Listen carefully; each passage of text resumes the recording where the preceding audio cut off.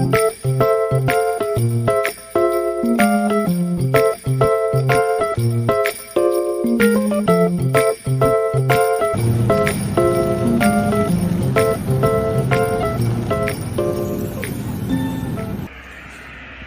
folks. Okay, what's the situation? Saturday morning, week before Christmas, I'm in Pescara. And I should have been in Pescara this time yesterday, about 4 o'clock. But our flight from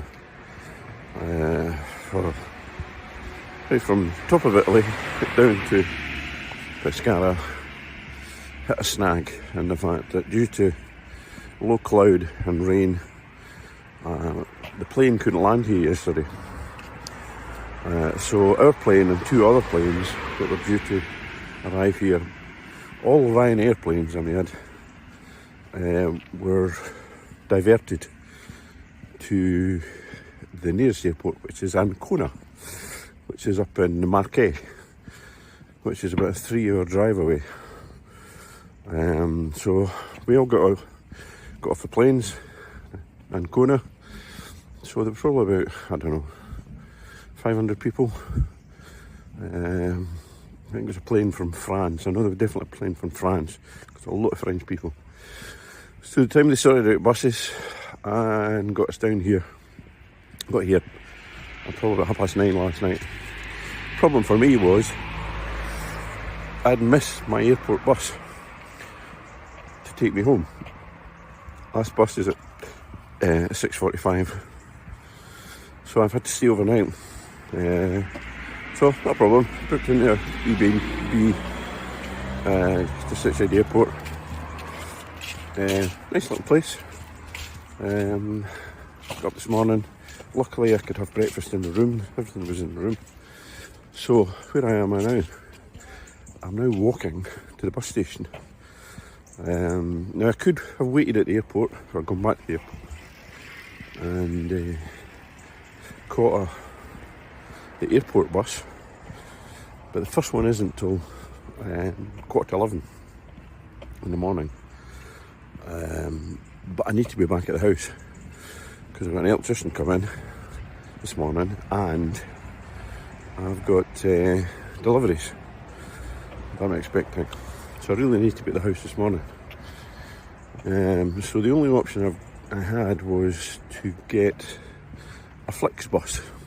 A Flixbus is those big green buses we're starting to see in the UK now. They're really common over here. So there's one from the bus station at 6:15 this morning. But I've got an hour's walk.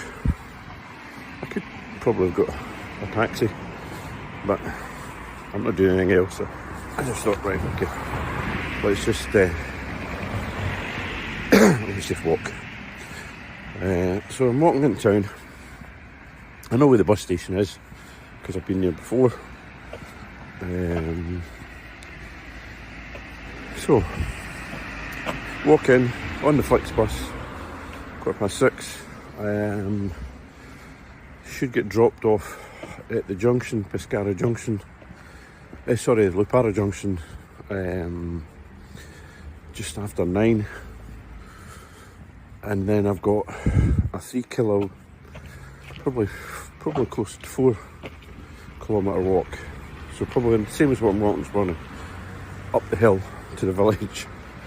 Because again, I'd arranged a lift from one of my neighbours. But ironically, he's driving the airport bus. So I could have held on, to be fair. Because he did offer, he says, listen, just stay in Pescara. I'll be driving the airport bus through. And you can come back with me at 2 in the afternoon. And I thought, no, I really need to be at the house. But he was going to be my lift to pick me up from the bus stop and take me up to the village. So, c'est la vie. That's my choice. The choice I've taken. And I've got to kind of live with it. So, 5 o'clock in the morning. Not too bad. Dry. It was raining last night when we got off the plane, hence why the plane couldn't land at the airport. And to be fair, when I got to the airport I thought, this weather's not too bad. If this was Scotland, you know, they'd just be landing in this, but clearly they're a wee bit more cautious here in relation to landing conditions at the airport. Because we did circle. I think we circled for a good half hour before the decision was taken to divert. So, as I say, these things happen. Not blaming Ryanair for it. Fairness, you know, they sorted out the buses. I'll probably get some kind of compensation for the fact that I've been delayed. And if not, I'll probably claim the accommodation back from my travel insurance company. So, it's all part of the adventure. All part of the adventure. Okay, I'll give you an update later.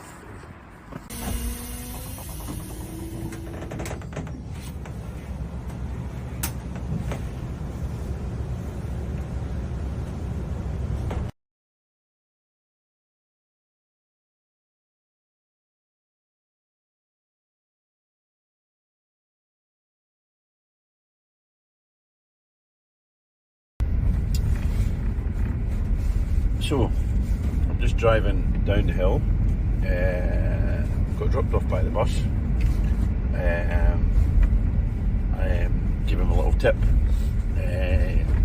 He didn't want to take it, but I thought it was only right that I gave him something else for a beer. So he took it, and I'll get some beers for Giovanni, who set it all up for me. You know, I've just been blown away with this guy and how helpful he is. Lives across the road, and he's just so helpful. So I'm down on the windy road that technically I would have had to walk up, even if Flick's bus had dropped me off down in the junction. I would have had to walk up this hill, and it's a good 4 kilometres from the bus stop on the main road, all uphill. So it was worth the €10 that I gave the bus driver.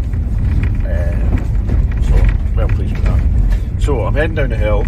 I need to go and open the house up, left a little note on the door because I'm expecting deliveries that they attempted to make yesterday. I don't know if they deliver on a Saturday here. I genuinely don't know. I may have to wait till Monday night before I get my deliveries, but it's no great problem. So I'm driving down the hill to fill 2 containers with diesel, just so I've got some heat for tonight. So I'll do that, and then I'll head back up to the house, get the boiler all primed up and get the heat on. I've already got a load of washing in the machine, and my plans for the rest of the day is I've actually been invited out for lunch with the expats. They're having lunch at a hotel not far from here at 1 o'clock. It's 10:30 now. So my plan is to head over there about noon,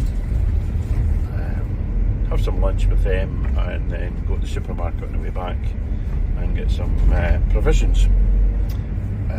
Don't think I'll get any work done in the house today, apart from just getting the heating on and get the shopping in, and then I'll have a look at what I'm going to do tomorrow. So, speak to you later.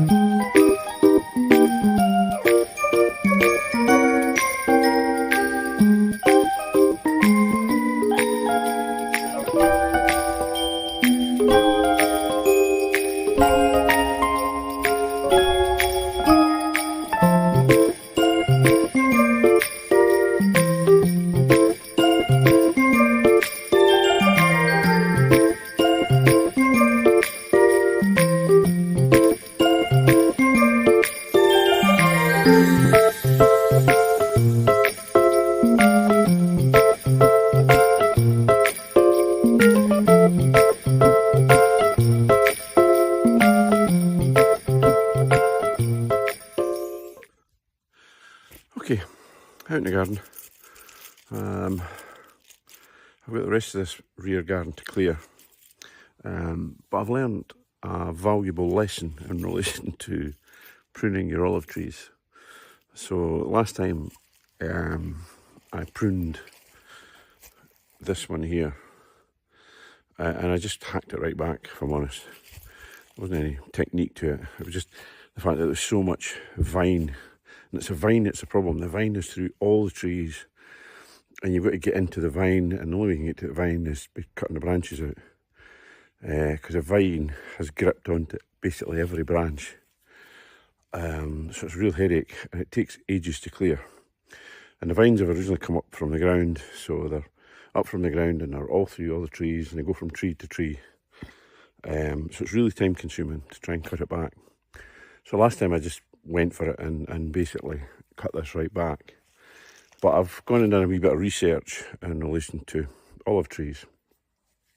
And what you're supposed to do is you're supposed to prune them back, but to open them up. So you want quite a large head on them, but you don't want any branches in the middle. So you want the branches to be open and extended in either direction. And probably a good example is my next door neighbour, how he's got his. Now you'd think, well, it's a bit untidy, but apparently that's the best way to have them, because the sun then gets into the centre of the tree and helps it fruit. So you get more olives. Now I appreciate I'm not harvesting olives here. Well, not at the moment anyway. So I'm just bearing that in mind in relation to cutting back. Like I say, I may have to kind of take the hit for a couple of years, and I thought that at this stage I just need to get it cleared and cleaned, because it's just a mess. I mean, if I look at this bit here, this is the next one I've got to tackle. You know, so I've got thorny bushes growing up through it, I've got vines growing through it, and I've got what has clearly been a very old tree that's had bits that have snapped off it over the years. But there's also a lot of new shoots that have come up out the ground, and it'll probably be those that I might cut back. I'll see.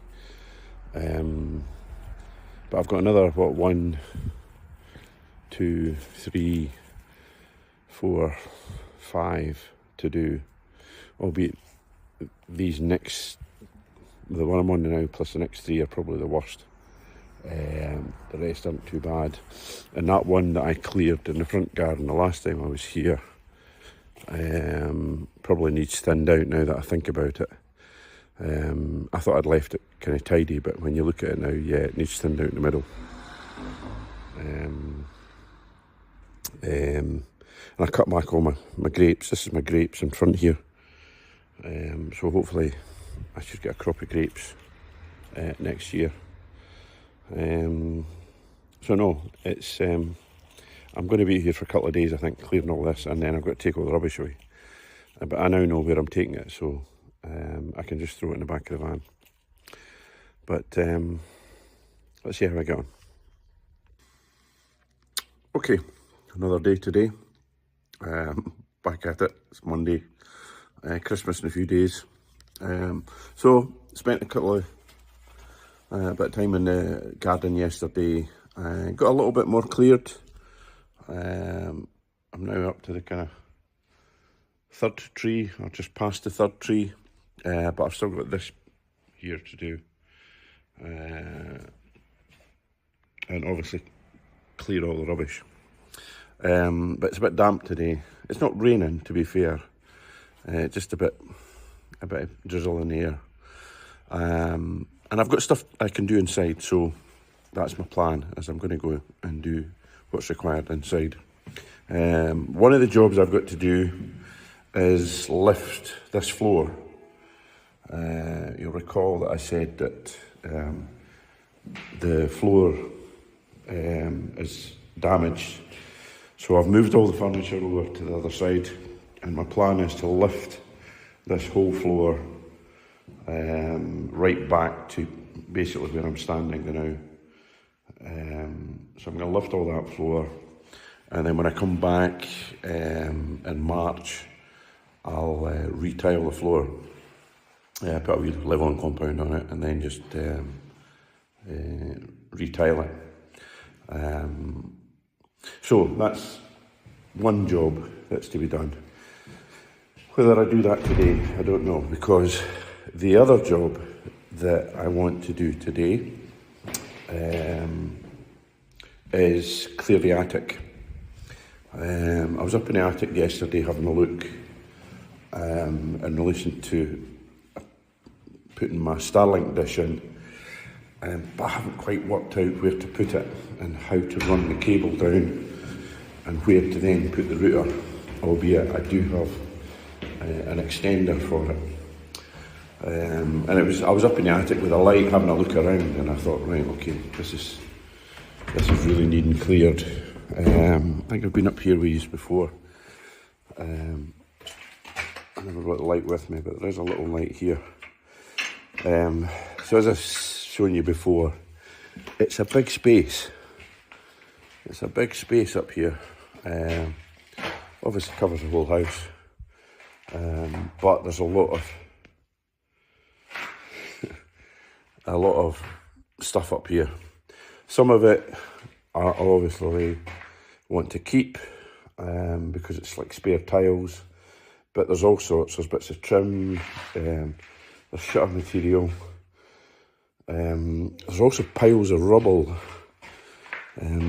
I've worked out that when they've put in the fireplaces or put the flues in, they've done that after the house is built. So there's a flue in that corner and a flue in that corner. But when they've built it, they've just left all the rubble up here. So it all needs taken down. 2 flights of stairs. Luckily, I'm not going to go down a ladder, but it's down 2 flights of stairs. So that's going to be my job, certainly this morning. But I think it'll take me all day. Time I kind of box everything up, take it down the stairs, and then I've got to decide what I do with it. But that's one of my jobs. So I think between that and the tiles in the sitting room, I don't see the point in going out and getting damp. I'm as well just working away inside. The other thing I've been dealing with is obviously my central heating boiler is now running off a temporary supply, and I'm having to go down and buy diesel every day. Yeah, it's still running. So I've set the timer now. Yeah, it's still got some diesel in it. And because I've set the timer and the temperature controls on the thermostat that wasn't there before, I'm getting a lot longer with the fuel. But I went and filled the containers again last night when I was out shopping, and the jerry can is still full. I haven't even touched that. But at the moment I'm filling up this little, basically watering can with diesel from the bigger container, because this is the hoses that used to be fed from the tank outside. So they're now in here. I just keep this topped up with diesel, and the boiler takes it when it needs it. It's not running at the moment because it's at the temperature. I mean, I've basically set the temperature, I think at 18 degrees during set times, and then 16 degrees in the evenings and overnight. And that just keeps, the upstairs at a steady temperature. And it's sitting at sort of about 16 degrees at the moment, which is comfortable. Hence why the boiler's not kicked in. But it's meant that the fuel has lasted a lot longer, whereas before it was just on all the time, and you kept having to come down and top it up. But it seems to work. The other decision I've taken, and I've already spoken to the plumber, was I'm going to change the boiler and put mains gas into the house.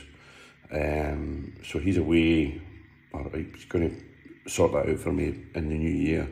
Speak to and about getting a supply, and then basically bringing a supply in and then replacing this boiler. At least I don't have the pump to change, because this is my shiny new pump, that you may recall that the old pump was seized. So that's lying on the floor there now. And we got a new pump fitted, and it works perfectly. The beauty of it as well is if I change it to gas, we can use all the existing radiators, existing pipe work. The biggest job is actually bringing the pipe from the street out to the house. So I'll have a bit of digging to do in the spring. The other thing that I've done is the electrician was back. He actually arrived Saturday when I got back from my lunch, and he's given me a quote for rewiring all the house and bringing it up to code. So that's going to cost me €4,000.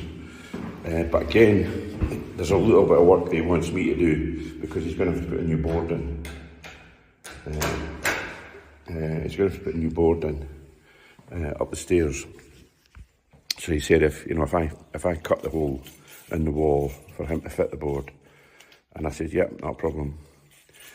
So I'm thinking when I come back in March, well, I think it's the last weekend in February I'm coming back. I'll come back with a view to digging a trench, basically. So I think we'll put the meter on that wall just over there, and then we'll dig a trench right through here, right up the side of the garden, because the boiler house is in here. And if you look at this bit here, this is where the current oil pipes just run this way. So all we'll do is just dig a trench right down to the wall, get the meter fitted out of the boundary, and then just dig a trench and run the cable. Apparently the pipe, apparently the gas company supply the pipe for you to fit, and then they just come and fit the meter once the install's in. So that's the intention. But I'm going to work inside today. There is outside jobs to do. I want to get the doors all varnished. I want to get the garage doors painted when I'm here this trip. And obviously want to get the garage finished. I'm really happy though that when I was doing the strimming, I've got a lot of little bulbs. Looks like, I don't know, daffodils coming up all around. So I think me cutting everything back will allow a wee bit of growth. The other thing I'm really chuffed about is I fitted my new sign that I brought with me. So everybody knows it's me now. I've got my name on the mailbox. I just need to do this door. As you see, it's needing a bit of love and affection. But I've got a sander. I'll sand it right back and get it all sealed and varnished again. There is a little bit of rot at the bottom of the door, but I've got really good quality filler. It's like a resin filler with me, so I will do that when I'm here as well. So lots to do. It's a misty day, but it's not cold. It's not a cold day, but it's a misty day. The other thing, and I'm not really sure if I should be, but you remember when I pressure washed all this when I was here in November? I had the hose connected up and pressure washed it out. I still don't know if I'm actually allowed to be doing that, because I've never seen anybody here using a hose or washing their car or anything like that.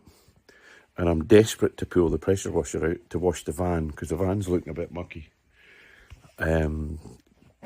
But I don't want, somebody showing up at the door going, you shouldn't be using that, shouldn't be doing that.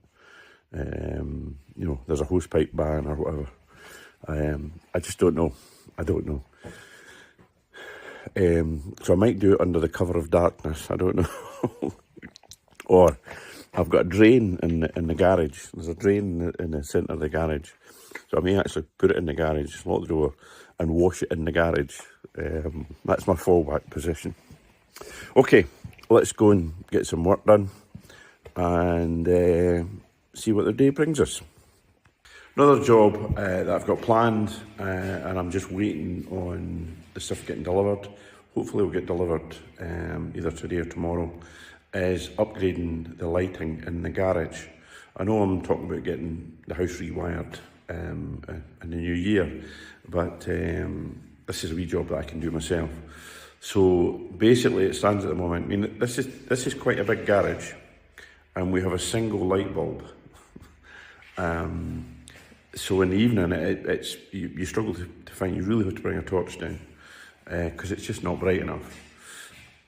So what I've done is I've bought 2 LED lights, and I'm going to wire them and fit them over the next few days, just to give me a bit more light in this room for now. I'll let you see what that looks like as we progress.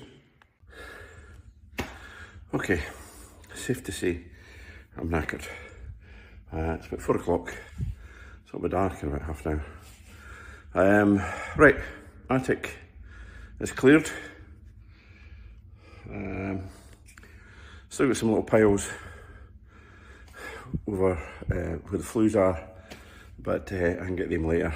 I've sorted out all the tiles, so if I need spare tiles for downstairs, I've got them. I've kept a couple of the rails along with the spare shutter, and I think this was just stuff that was left over from when the house was built, and they've just stuck it up in the attic.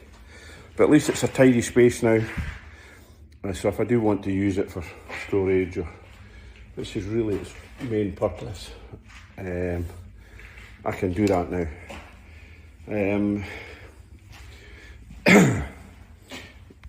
I've still got to find a route for my cable for my Starlink, but I'll do it. And to be fair, clearing the attic wasn't the big job. It was humping it all down 3 flights of stairs, and then walking back up again. So I've certainly got my steps in today. Who needs to go to the gym? So yeah, let's put that right off. So let's see, it's a lot of steps to go down, and then back up again, carrying heavy stuff. But it had to happen. It had to happen. So I've had a couple of deliveries today. My lights came for the garage, and there's also some frames for. I brought some photographs with me, and I've bought some frames, so they got delivered this afternoon as well. Other thing that I wanted to show you is, earlier video I mentioned the beer bottles up in the attic. So once I got them down into the cold light of day, I was having a look at them, and they're little. There's big bottles, but there's also these little Peroni bottles, and interestingly, they've got a use by date on them. So the used by date was January 1986. So they've clearly been up there a long time. So I might hold on to them. The other thing that I found was this bad boy. I'll maybe keep that for doing my ironing. If nothing else, I'm going to clean it up. I think this is the really old-fashioned ones where you used to put the ash from the fire. If I remember right, you used to take like ash from the fire and put it in to heat it up, and that's what you use to iron your clothes. So that must be at least 100 years old. At least 100 years old, because we've had, you know, electricity for over 100 years. So I've got that. So I'm quite pleased with what I got done today. getting that attic cleared. I could have come outside because, you know, once the mist lifted, it was actually not too bad. But I thought, no, I've started now, so I'll carry on. So tomorrow I'll maybe get back out in the garden. If it's damp again, it's lifting that floor in the sitting room. But we'll see how we go on. Okay, a little update on the boiler situation. When I spoke to you earlier, I had said that I was using a watering can to feed the diesel to the boiler. Well, I've made a temporary investment in the fact that I've now upgraded to a tank. I bought this on Amazon, and I actually forgot it got delivered on Friday. I just stuck it away, and I just remembered that it was here. So I unpacked it, and I've now decanted all the diesel into it. It means that I'm not having to pop down every 4 or 5 hours and check that the watering can's still got diesel in it. I can now actually just go down to the garage, fill the cans up with diesel at the garage, and then just decant it into the tank. It's not a permanent solution, but it's certainly a better solution than I've had up to now. So one of the things I found when I was clearing the house, and I just stuck them in the garage the last time, was a couple of old radio phones. This is one of them, and this is the other one. Now, I've plugged them in, and they don't work. They power up, but there's clearly something wrong that they're not actually working. But I just thought, as a period piece, I might keep one of them, and just, as a display item. This is my favourite, if I'm honest. This is my favourite, this one.